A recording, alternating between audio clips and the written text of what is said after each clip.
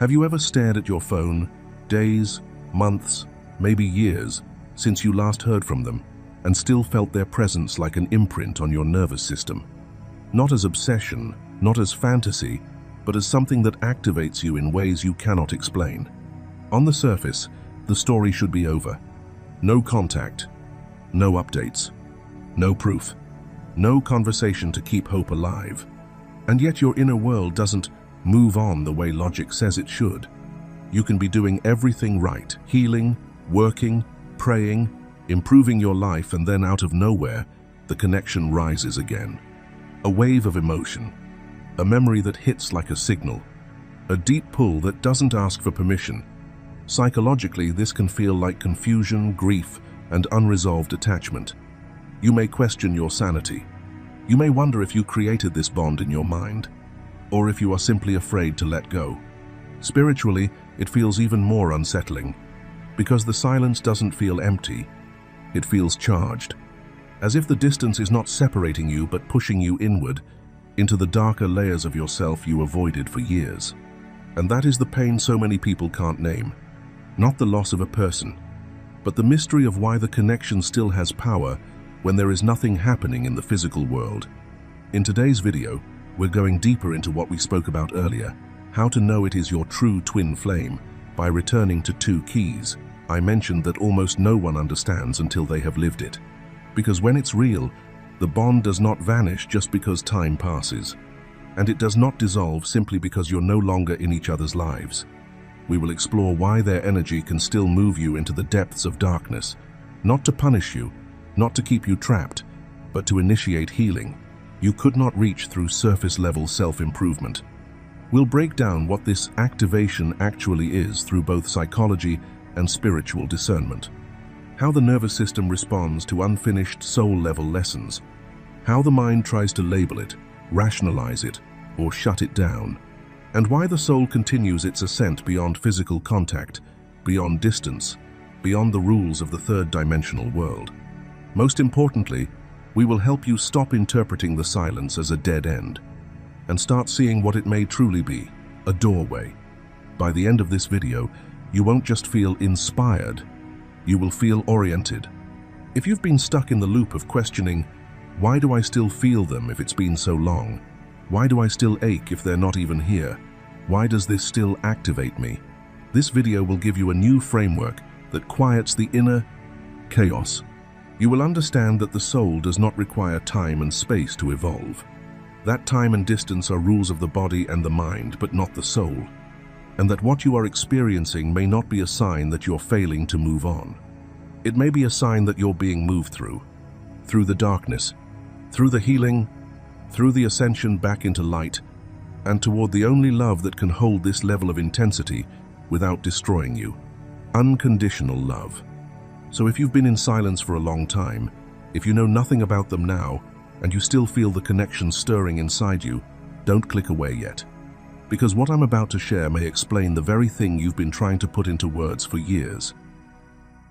Section 1. The two keys that reveal a true twin flame. When the connection is real, it is not merely intense, it is initiatory. It does not only stir your emotions, it reshapes your identity. A true twin flame connection doesn't arrive just to be felt like a beautiful storm. It arrives like a threshold. It pulls you out of who you were, and it begins forming who you are becoming. From a psychological lens, this is why it can feel so consuming. Because it isn't just attraction or attachment, it's activation. It touches the places you've managed to keep functional, hidden, or numb. And from a spiritual lens, that's the point. A true twin flame does not come to decorate your life. They come to awaken your life. There are two keys that reveal this. The first key is this. On a soul level, they do not truly leave. The outer story may change.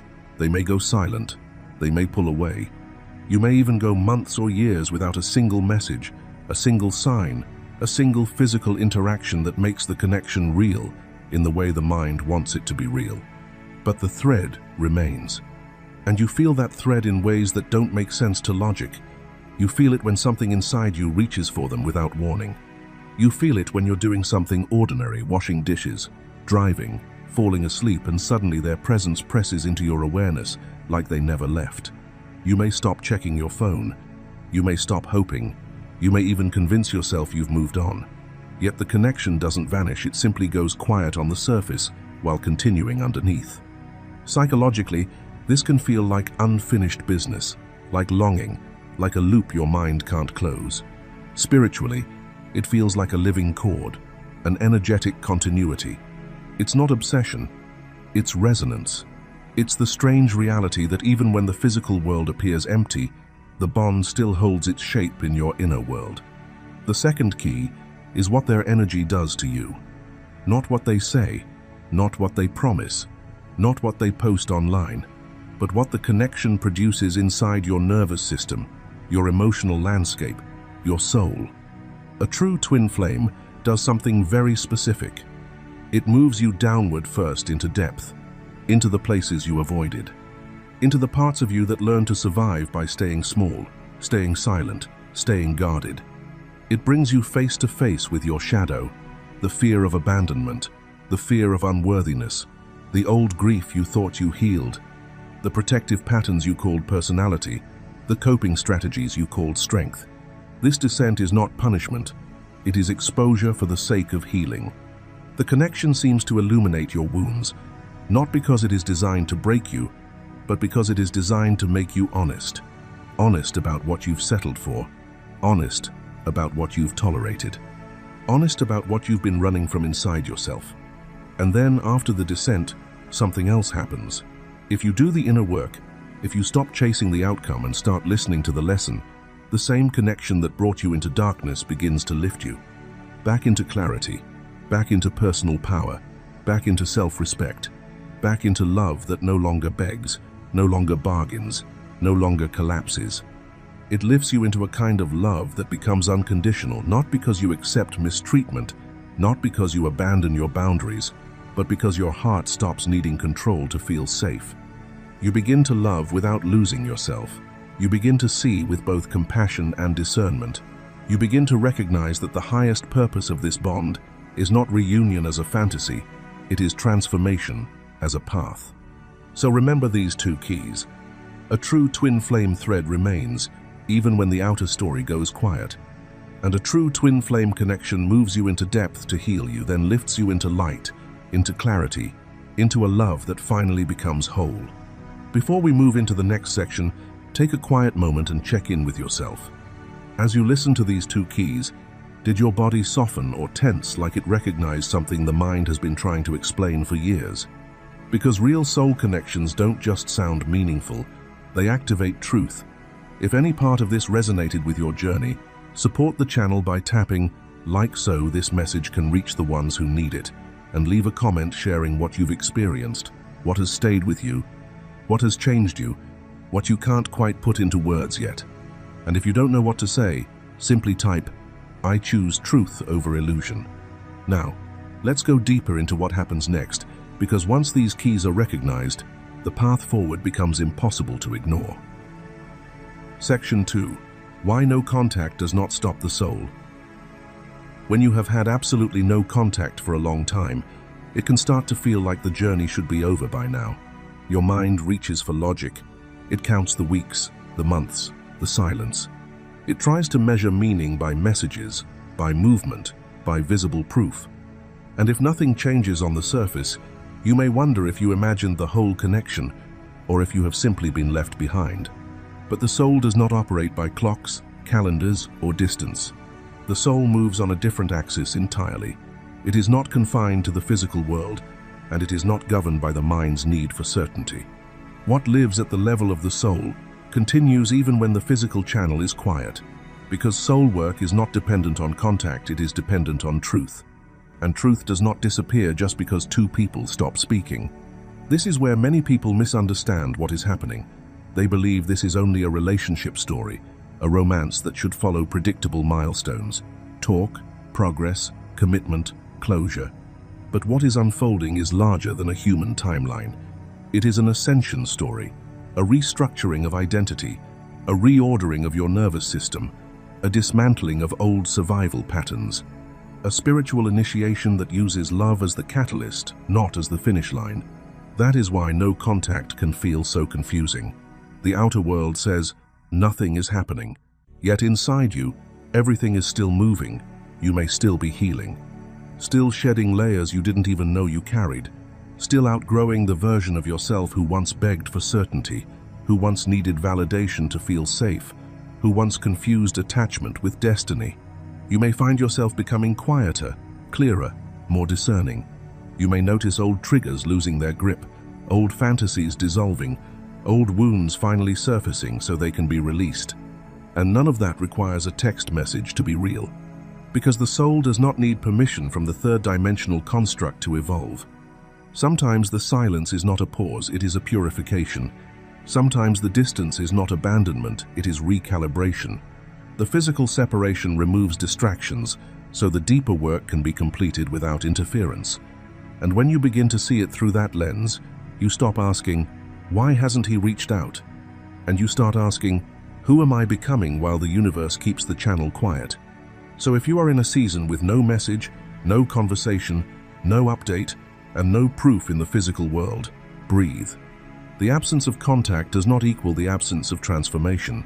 You can still be ascending, you can still be healing, you can still be shedding layers, because what is unfolding was never only about communication. It was always about evolution. Section 3. The all-seeing eye within the heart. Here is why all of this is possible. The soul has an eye, an all-seeing awareness that lives within the heart. Not the physical heart, but the energetic center where truth is registered before the mind can name it. This inner eye does not rely on proximity, social media, or conversation to confirm what is real. It recognizes essence, it perceives alignment. And once it has seen someone clearly, once it has recognized, it does not simply unsee them because the third-dimensional plane goes quiet. Even if you cannot see them in the physical world anymore, the recognition has already happened, and recognition is enough to start movement. This is the part that can feel unsettling to the logical mind. The mind says, if there is no contact, nothing is happening. But the heart's eye doesn't function like a clock. It functions like a compass. It locks onto frequency, not behavior. It responds to resonance, not routine. And when that inner eye activates, the connection begins to evolve beneath the surface, sometimes slowly, sometimes violently, but always purposefully. For most people, it begins with a trigger in the third-dimensional plane, something that seems ordinary until it isn't. For some, it is eye contact that stops time, the kind that lands in your body like a shock of familiarity. For others, it is a conversation that feels strangely intimate even when the words are simple, as if you are speaking to someone you have known for lifetimes.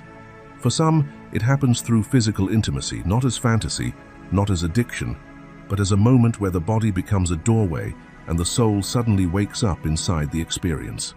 And for others, it forms through an intermittent connection, on and off contact, a half-formed relationship, a bond that tries to become something stable but collapses under the weight of what it is actually meant to reveal. Sometimes it lasts, sometimes it doesn't, sometimes it ends before your mind can make sense of why it even began. But that does not mean it was meaningless. Because that first moment, whatever form it took, is not small. It is the mirror. It is the event where the soul recognizes itself through polarity, the divine counterpart reflecting back what has been dormant, unresolved, or unclaimed within you. In psychology, we would call this a profound mirroring experience, where the nervous system, the subconscious, and the attachment system all light up at once. In spirituality, we understand it as something even deeper, the soul remembering its own frequency in the presence of its sacred opposite. And once that happens, you cannot return to who you were before. Not because you are meant to chase a person, but because you have been introduced to a truth inside yourself that now demands growth. That is why the journey can continue, even when the physical connection disappears. The heart's eye has already seen, the recognition has already occurred, and the moment the soul recognizes itself, it begins to move toward healing, toward awakening, toward alignment, whether the mind feels ready or not. Imagine you're standing in a crowded place, maybe a cafe or a hallway, thinking it's just another ordinary day, and then your eyes meet someone's for only a second. Nothing dramatic happens on the outside, but inside you feel it like a quiet jolt, as if your chest recognizes a name your mind has never learned. Later, you try to dismiss it, yet the moment keeps returning not as obsession, but as clarity. You suddenly notice patterns in yourself that were invisible before. The way you shrink when you want to speak, the way you settle for half love, the way you keep peace by abandoning your truth. And it's strange, because you haven't even seen this person again, and you're not talking, and there's no story to continue, yet your life begins to rearrange itself anyway. You start setting boundaries you used to fear, releasing coping habits you once relied on, choosing solitude over noise, and healing the parts of you that always waited to be chosen. That is the all-seeing eye within the heart at work. The soul doesn't need constant contact to keep moving. It only needs one true moment of recognition to activate the mirror. And once the mirror has been held up, you can't pretend you didn't see what you saw. Section 4. One moment can activate an entire ascension. When two divine counterparts meet, it can look ordinary on the outside and feel impossible on the inside. Sometimes it is not a long relationship. Sometimes it is not even a full season of life together. Sometimes it is one encounter, one conversation, 1 hour in the same space, and yet something in you changes so deeply that your old reality cannot hold you the same way again. From a psychological lens, this is what happens when an experience reaches the core of the nervous system and the identity at the same time. Your mind may try to measure it with logic. It was short, so why does it still affect me? But the soul does not activate by duration, it activates by recognition. The moment your inner world saw itself in the mirror of polar energy, even briefly, a blueprint was touched, a sealed part of you opened. And once that door opens, it does not close simply because silence follows. From a spiritual lens, that meeting can feel like a moment outside of time, like eternity, compressed into a single breath. Not because it was perfect, but because it was true. The soul doesn't need long timelines to remember. It only needs one clear signal that says, "This is the frequency you were built for."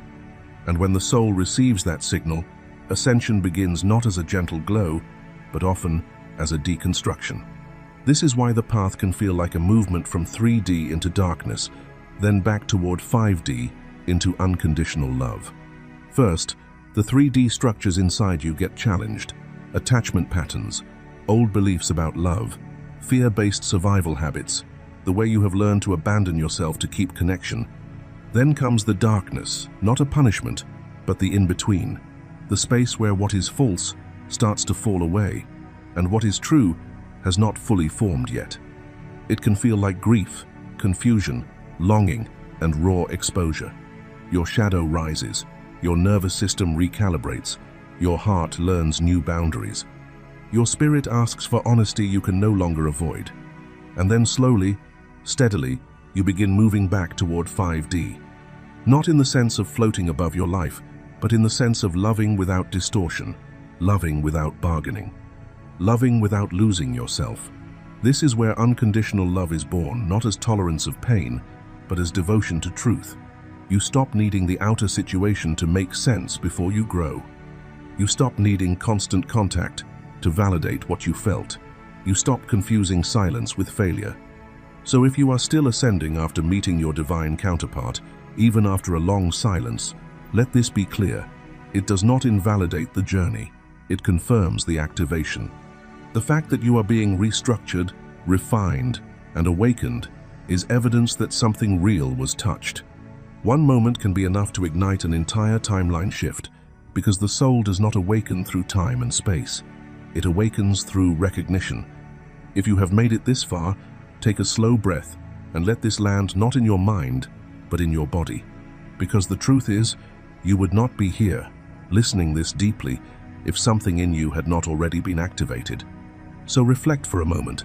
What changed in you after that meeting, even if it was brief, even if the connection went quiet afterward? What patterns started falling away? What beliefs were challenged? What parts of you began waking up? I would love to hear your story in the comments. Share what you noticed, what you released, and what this journey has been teaching you. And if you do not have the words yet, simply type this affirmation below. One moment was enough. I honor my activation and I trust my ascension. Section 5. The thread that never breaks and the return that comes in divine timing. At some point, many of them do reinitiate contact. Not because you chased it into existence, not because you forced a conversation, and not because the outer world suddenly became convenient, but because their own soul starts pressing on the inside of their life. There is a thread between you that does not simply snap because silence happened. It does not disappear because pride got involved. It does not vanish because distance, time, or stubbornness tried to overwrite what was real. That thread never breaks. It never truly goes anywhere. It may go quiet, it may go underground, but it remains alive in the field. This is why, even when you choose no contact, when you block, detach, stop checking, stop reaching, stop explaining, stop hoping out loud, they still feel it. They feel the shift when you pull your energy back. They feel the absence when you stop feeding the connection with attention. And that absence is not nothing. Energetically, it becomes a signal, a clear boundary, a clear withdrawal of access, a clear message to the nervous system and the soul. This timeline no longer runs on the old pattern. When you cut them off completely, you are not just creating space in your schedule, you are creating space in your frequency. And from that signal, their soul begins to orient back toward you, not always immediately, not always gently, and not always in the way the mind fantasizes, but in the way the soul can tolerate. Because the truth is, return does not happen at the time the mind wants. The mind wants closure now, a text now, a confession now, a sudden, "I miss you," that rewrites the pain instantly. But the soul moves differently. The soul returns when it has enough capacity, when it can hold what it once avoided, when it can face what it once ran from, when it can stand in front of truth without collapsing into defense. Divine timing is not a punishment, it is a protection. It ensures that contact doesn't restart the same cycle just because loneliness got loud. And this is the part you must not forget. The sequence is not about chasing, it is about evolution first, especially for the divine feminine. Your role is not to keep the cord alive by suffering, waiting, or proving your loyalty through emotional endurance. Your role is to become so anchored in your own healing that the connection no longer controls your worth. Your soul evolution comes first. Your healing comes first. Your ascent comes first. Not because love is unimportant, but because love without inner stability becomes attachment, and attachment becomes a leash. So if you are in silence right now, let this land clearly. The thread is still there, but you are not required to hold it with your hands. You hold it by returning to yourself, by choosing growth over fixation, by choosing peace over prediction, by choosing your path over their delay. And when contact returns, if it returns, it will be because something in them finally matured enough to meet what you have become, not what you used to tolerate. Silence can feel brutal when you care deeply, because the mind translates absence into rejection. But from a psychological perspective, silence is not always abandonment. Sometimes it is a nervous system in retreat processing, regulating, trying to survive the intensity of what it cannot yet name. And from a spiritual perspective, silence is often even more precise. It can be the pause where the soul does its most honest work, away from performance, away from pressure, away from the familiar patterns that used to keep the connection moving on the surface, while avoiding what was happening underneath. If you have been measuring the truth of this bond only by physical contact messages, meetings, reassurance, you will feel lost. Because the outer world is inconsistent, and people can disappear when they are overwhelmed. But if you understand what the soul is doing, you can stop turning every quiet moment into a verdict. You can stop putting your worth on trial. You can stop calling it nothing just because you cannot see it. Time and distance cannot stop an activated soul journey. Not when recognition has already happened. Not when the mirror has already been seen. Not when the thread remains subtle, invisible, but real. The mind wants evidence. The ego wants certainty. But the soul moves by a different language: preparation, purification, maturation. Sometimes the connection goes quiet, not because it has ended, but because it has gone deeper than words. So if you are in a long season of silence, Do not assume it means you imagined everything. Ask instead, what is this awakening building in me, not in him, not in the situation, but in me? What strength is being formed while I am not being chosen outwardly? What darkness is being healed because I can no longer numb myself with attention? What light is trying to return because I am finally sitting with myself without distraction?